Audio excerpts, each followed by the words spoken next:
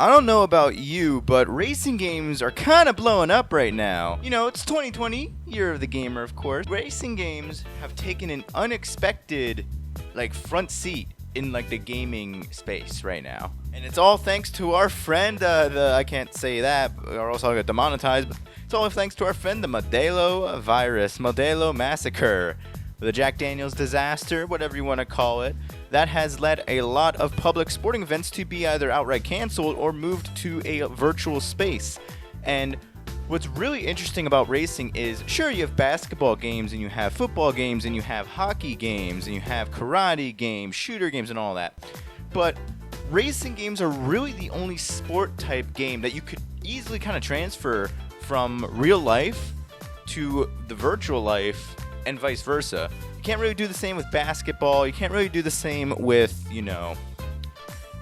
sports, baseball, that type of stuff. But motorsport transitions a lot better than those. And until a day we have professional esport, until we get actual, Microsoft Flight Simulator esports, sim racing is really kind of the only transferable sport that I'm thinking of from esports to real life. In fact, a lot of esports, the sim racing esports people have already hopped into the driver's seat in real life. And I mean, that's actually absolutely insane. Now, sure, driving a car in a simulator is a lot different from driving a car in real life, but you can still learn a lot of principles and how to take braking lines and everything. You can learn a lot about racing just from doing it in a simulation. A lot of professional race car drivers actually use games like iRacing and Need for Speed to actually practice.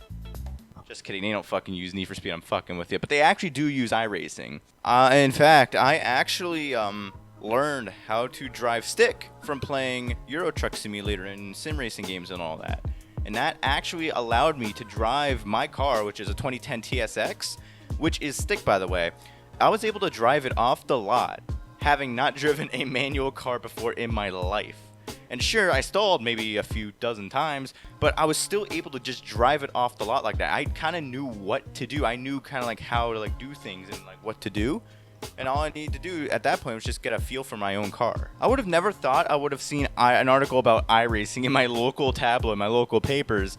But that's exactly what I saw when one of my fellow Allentown, Bethlehem, Easton Metropolitan Statistical Area natives, and who also happens to be an IndyCar driver, Sage Karam, you may know of him, you may not, I don't know, won his first iRacing event, and they had a whole article about it in one of my local papers, which I just thought was really cool. Talk again.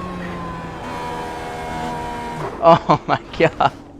Even though I don't play iRacing, and I'm not that big into sim racing. Again, this is coming from the arcade side of things, the arcade racing community, and just looking at that, that's just insane to think. I mean, how racing games have just exploded in popularity. I would have never thought I would have seen a racing game be the top rated game, top watched game on Twitch. But that's exactly what happened when Lando Norris, who's a popular F1 driver who also just happens to be a month older than me. That's actually insane. People my age are fucking F1 drivers. I'm just sat here in my fucking room making shitty game videos. But yeah, he was streaming on Twitch, and he actually broke Twitch's concurrent viewer thing, I think. Viewer record. And he had 70,000 people tuned into him playing F1 2019. I got rear-ended in the pit lane and now I've got a 5-second grid penalty. Which, if you want to put that in a scale, the arena in the downtown of my city, the center of my city, the PPL arena center, whatever you want to call it, you could, with all those Twitch viewers, you could fill that stadium 10 times, more than 10 times, I think. So it's really just insane just how racing games have kind of blown up in the past couple of weeks. And it's all thanks to our friends, the Modelo Massacre, the Jack Daniels disaster, whatever you want to call it. I can't call it what it actually is called, or else YouTube will demonetize me. But it's actually not just F1 and IndyCar that are reaping the benefits of, this popularity. NASCAR is as well. NASCAR, again, is another organization that had to move all their operations virtually. And, again, they're getting record amounts of viewers and everything. Like the iRacing races are being broadcast on Fox Sports and like all these different cable networks, and there's even controversies going on too as well. Just a couple weeks ago, Bubba Wallace lost his sponsor because he rage quit at iRacing, which I just think is really funny in a way. It sucks that he lost a sponsor, but like at the same time, I have a feeling that's more the sponsor's issue because I'm getting a real big rich energy vibe from this whole situation. And then you also, of course, have Kyle Larson, who decided to drop an N-bomb on stream. Can you hear me? Bruh. Oh! Oh my gosh! No way! Oh! No way did that just happen. Kyle, you're talking. And he also got fired, I believe, from NASCAR. So we won't be seeing any racing from him anytime soon. One thing I really want to see a factor come out of the Modelo virus is the legitimacy of esports, and I can't fucking talk. One thing I really want to see come from this all Modelo virus and everything, because let's face it, the world is definitely going to be a lot different than it was going into this pandemic. And one thing I really want to see is esports, and not even just esports, but also sim racing's legitimacy peaking. And not even peaking, but growing. Like, after this is all done, I feel like a lot of more people are going to see esports as a legitimate means of entry for real motorsports, because there's a lot of similarities with it, and there's a lot of skill still involved.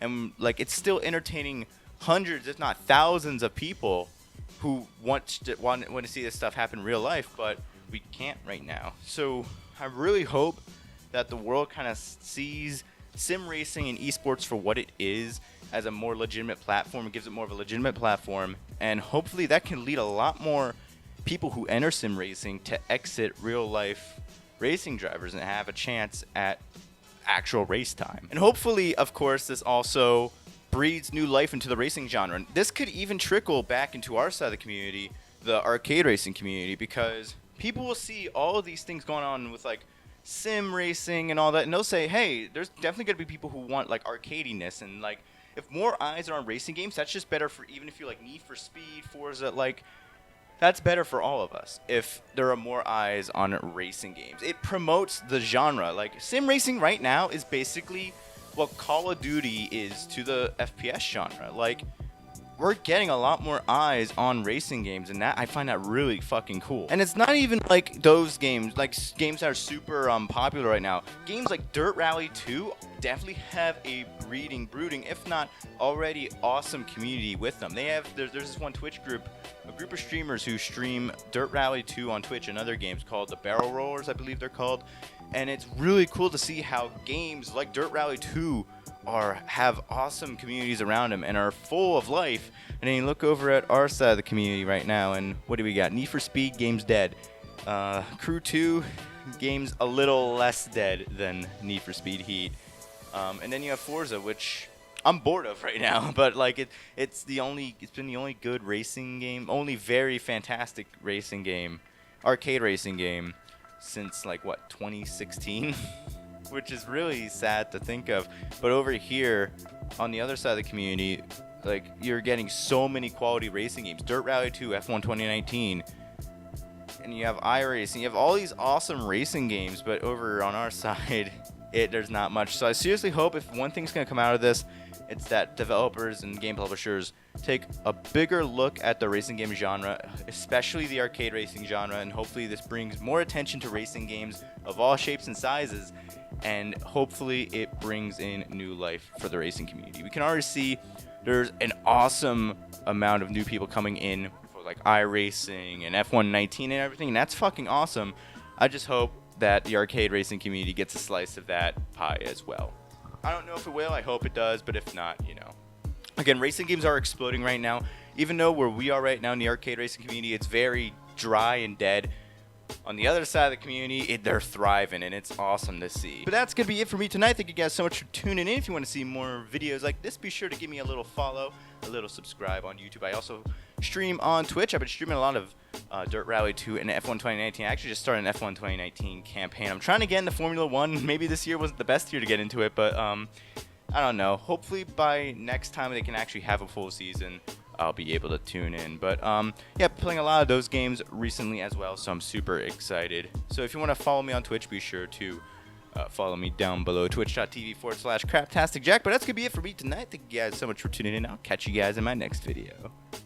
Have a good one.